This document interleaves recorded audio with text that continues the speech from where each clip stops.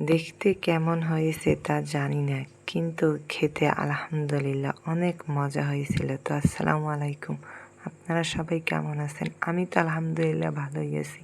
এই রকমের যদি মোমো ঘরে বানানো যায় তাইলে কি আর রেস্টুরেন্টে যাইতে হয়? কন দেখি, রেস্টুরেন্টে যাইয়ে এরাত্তা দেড়া দিয়ে টাকা দিয়ে কিনে খাওয়ার চাইতে একটা মুরগি এনে ঘরে সবাই মিলে খাওয়া অনেক ভালো।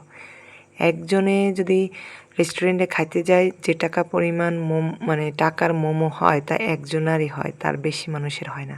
কিন্তু ওই টাকা দিয়ে ঘরে বানাইতে গেলে না সবাইয়ের হয়ে যায়, তাই না? আমি কি ঠিক বলছি কি না বলেন তো? তো যাই হোক, আমি মোমো বানাইছি আরও 2 দিন, আর এইটা নিয়ে 3 দিন। তো 3 দিন আমার মোমো আমার বোন, আমার ভাই, আমার আম্মু আব্বু সবাই পছন্দ করছে, মানে সবাই।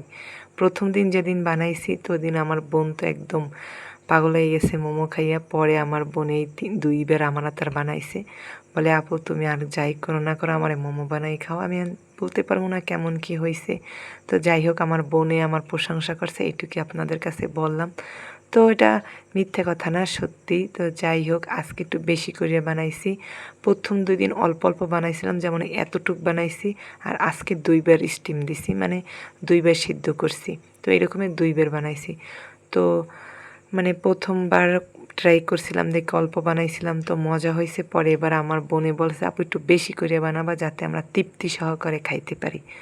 তো যাই হোক, ওই যা বললো ওর কথা মতনই আমি কাজ করলাম। তো মোমোগুলো দেখেন, দেখতে অনেক সুন্দর হয়েছে। আর আমি না একদম আটার যে রুটির মতো যে ইটা হয়, ওইটা খামিরটা ওইটা আমি একদম পাতলা বেইলা তারপরে বানাই। আমার বোনে বা আমার ফ্যামিলির সবাই না পুরটা পছন্দ করে না, এর চাইতে হালকা একটু পুর দিছিলাম প্রথমবার। তো এখন বলছে আপনি একদম পাতলা দিবা। তো পাতলা একদম দিতে যেয়ে 2-1টার যে আপনার স্টিম যখন করার শেষে কেমন যেন একটু লাগে হয়ে গেছিলো, একটু ফাঁকা হয়ে গেছিলো, কিন্তু সমস্যা নাই, তাও খাওয়া গেছে। 2-1টা সামান্য, একটা না জানি 2টা হয়েছে, কিন্তু আরটা খুব সুন্দর হয়েছে, এত মজা হয়েছে যা বলার বাহিরে। এক এক দিনের চাইতে এক এক দিনে তো যে বেশি মজা লাগে, আমার বোনেও বলে আর আমিও বলি।